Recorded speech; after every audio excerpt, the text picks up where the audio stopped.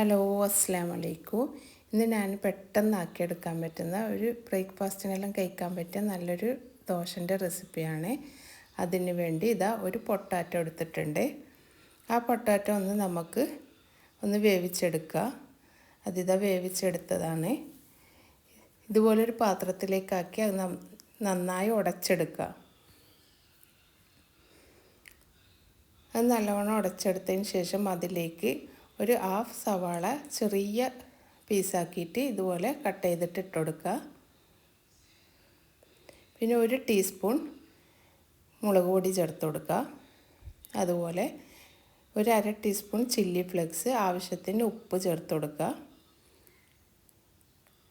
പിന്നെ അതിലേക്ക് തന്നെ 1 കപ്പ് മൈദയാണ് ഞാൻ ചേർത്ത് കൊടുക്കുന്നത്. ആട്ടപ്പൊടി വേണമെങ്കിൽ അതിലും ആക്കിയെടുക്കുക. പിന്നെ ആവശ്യത്തിന് വെള്ളവും ചേർത്ത് നമുക്കതൊന്ന് മിക്സാക്കി എടുക്കാം.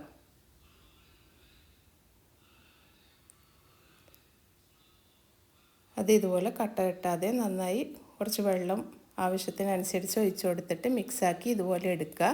അതിനുശേഷം ഒരു മുട്ട ചേർത്ത് കൊടുക്കുക. ഈ മുട്ടയും കൂടി ചേർത്ത് നന്നായി ഒന്ന് ബീറ്റ് ചെയ്തെടുക്കുക.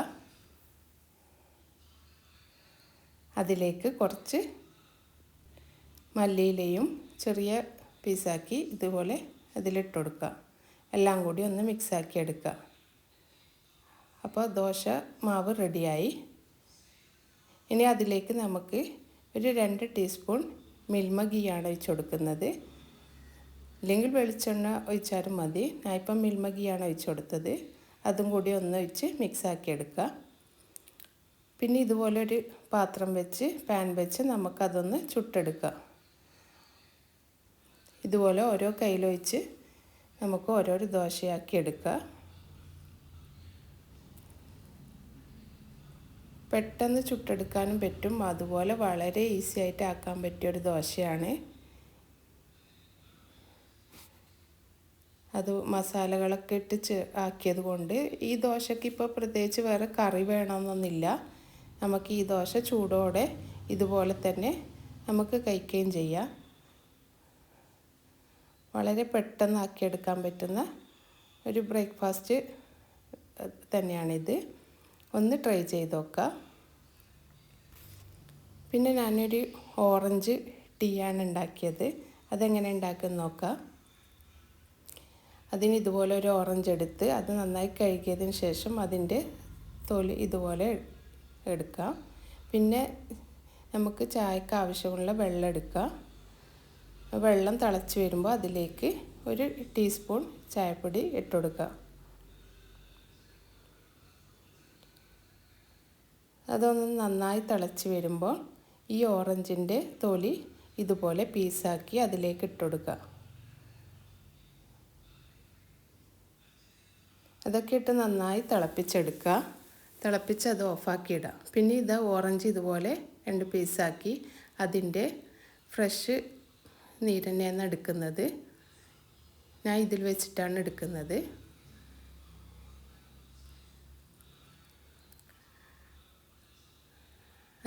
നമുക്ക് ചായ ഉണ്ടാക്കിയിട്ടുണ്ട്. ഇനി നമുക്കതൊന്ന് അരിച്ചെടുക്കാം.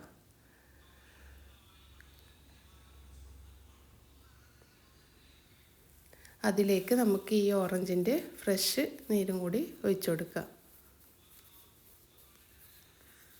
ഈ ഫ്രഷ് ജ്യൂസും കൂടി അതിലേക്ക് ഒഴിച്ചു കൊടുത്ത് എല്ലാം കൂടി ഒന്ന് മിക്സാക്കി പിന്നെ ആവശ്യമുള്ള പഞ്ചസാരയും കൂടി ചേർത്ത് കൊടുക്കാം.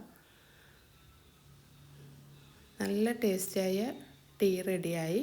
നല്ല ഓറഞ്ചിൻ്റെ ആ ഒരു സ്മെല്ലും അതുപോലെ അതിൻ്റെ ഒരു ഫ്രഷ് നീരൊക്കെ ഒഴിച്ചതുകൊണ്ട് ആ ഒരു ടേസ്റ്റും നമുക്ക് പെട്ടെന്ന് ആക്കിയെടുക്കാനും പറ്റും. ഒരു വെറൈറ്റി ആയിട്ടുള്ള ടീ തന്നെയാണ്. അതൊന്ന് ഉണ്ടാക്കി നോക്കാം. അപ്പോൾ ഇന്നത്തെ ബ്രേക്ക്ഫാസ്റ്റ് ആക്കിയതാണ്. പെട്ടെന്ന് ആക്കിയെടുത്ത ദോശയും അതുപോലെ അതിൻ്റെ കൂടെ ഈ ഓറഞ്ചിൻ്റെ ടീയുമാണ് ഉണ്ടാക്കിയത്.